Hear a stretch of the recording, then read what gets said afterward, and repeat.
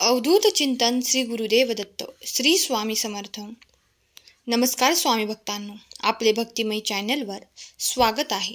स्वामी तुमच्या सर्वांच्या चांगल्या मनोकामना पूर्ण करोत, तुम्हा सर्वांना सुखात आनंदात हसत खेळत ठेवोत, ही स्वामी माऊली चरणी प्रार्थना. पाहून दुर्लक्ष करू नका. जर का आजचा संदेश तुम्ही ऐकला तर तुम्हाला स्वामींची कृपा होणार आहे.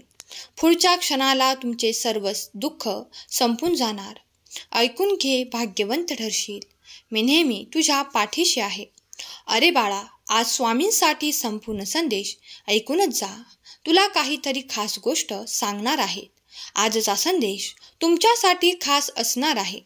स्वामींचा आशीर्वाद प्राप्त करून घेण्यासाठी तुला माझ्यावर विश्वास असेल तर आत्ताच चॅनेलला सबस्क्राईब कर. तू आहेस स्वामींचे बाळ असे लिहून स्वामी कुटुंबात सहभागी हो. हा स्वामी संदेश खास तुझ्यासाठी आहे. खूप काही गोष्टी अचानक घडतात ज्या तुम्हाला विस्कळीत करून सोडतात, पण तुझ्याकडे अजूनही धैर्य आहे बाळा, कारण तुझा माझ्यावर विश्वास आहे. तुला सगळ्या अडचणीतून बाहेर काढणार आहे मी. काळ बदलला, मला त्याची गरज आहे, पण मन काही बदलत नाही. त्याचं काय? जर कुठल्याही गोष्टीची जाणीव असेल, आयुष्यात रडण्याची वेळ येणार नाही. जर कोणती जाणीवच नसेल तर आयुष्यात तुम्ही रडूनही चांगली वेळ येणार नाही. अरे, सत्याचा आणि चांगुलपणाचा विरोध तर हा होतच असतो, पण सत्य हे सूर्याप्रमाणे तेजस्वी आहे. त्यापुढे खोटेपणाचा निभाव लागत नसतो. तुझ्या कष्टाला योग्य फळ मी देतच असतो. तुम्हाला माहीत नसेल, पण तुमच्या मनाने एखादी गोष्ट ठरवली ना, तर ती तुम्ही नक्कीच पूर्ण करू शकता. तुमच्या मनामध्ये एवढी ताकद असते की तो तुम्हाला कुठल्याही परिस्थितीमधून बाहेर काढू शकतो. तुझं कल्याण करण्याकरिता स्वामी माऊली आहेत सर्व ठाई. फिरे अनेक क्षेत्र ते अक्कलकोट पायी पायी. स्वामी नाम रुजावा मनोमनी, चित्त अखंड ठाई ठाई. जेव्हा लोक तुमच्या मागे बोलतात तेव्हा समजून घ्यावं की तुम्ही त्यांना 2 पावले पुढे आहात. फक्त एकदा यशस्वी व्हा, मग बघा तुमचा कॉल नाही उचलणारे दररोज कॉल करतील. ज्यांच्यावर हे जग हसलेले आहे त्यांनीच इतिहास रचलेले आहेत. बाळा, प्रत्येक सूर्योदयाला स्वामी समर्थ ध्यान कर, आशीर्वाद मिळेल. स्वामी समर्थ टाईप कर. बाळा, लोक तुम्हाला कसे बघतात ते महत्त्वाचं नाही, तुम्ही स्वतःला कसे बघता हे महत्त्वाचं आहे. आयुष्यातील सर्वात मोठा आनंद म्हणजे जे तुम्हाला जमणार नाही असे लोकांना वाटतं ते साध्य करून दाखवणं. अरे बाळा, हा संदेश शेवटपर्यंत ऐक. तुला अजून खूप काही महत्त्वाची गोष्ट सांगितली आहे. नकारात्मक दृष्टिकोन हा पंक्चर झालेल्या टायरसारखा असतो. त्याला बदलल्याशिवाय तुम्ही पुढे जाऊ शकत नाही आणि कोणता निर्णय घेऊ शकत नाही. तुम्ही जेवढं इतरांना द्याल तेवढंच किंबहुना त्याच्या कित्येक पटीने देव तुम्हाला देईल. तुम्हाला जे मिळतं त्यामुळे तुम्ही जगू शकता, पण तुम्ही जे देता त्यामुळे आयुष्य घडतं. अडथळे काही क्षणिक असतात, पण त्या क्षणात खचून न जाता धीराने उभं राहणं हेच खरं आयुष्य. डोक्यावर बर्फ व जिभेवर साखर असली की सारे प्रश्न आपोआप सुटतात. विचार कुठूनही घ्यावेत, पण घेताना ते पारखून घ्यावेत.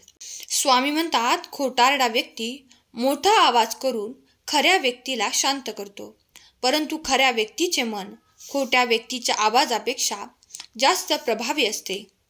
बाळा, सहमत असशील तर लगेच हो म्हणून कमेंट कर. स्वामींच्या मार्गदर्शनावर चालत आहेस तर बाळा काळजी करू नकोस, तुला आहे खास आशीर्वाद. बाळा, ज्यावेळी हा संदेश शेवटपर्यंत ऐकणार आहेस तर स्वामी लीला सांगणार आहेत. तुझे कष्ट आता संपणार आहेत. हा स्वामी संदेश पुढे शेअर कर.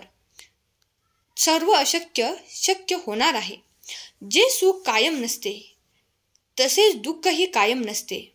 त्यामुळे वाईट वेळात कायम संयम ठेव. लोकांना हे तर समजते की हा कसा आहे, तो कसा आहे, पण लोक हे विसरून जातात ते स्वतः कसे आहेत.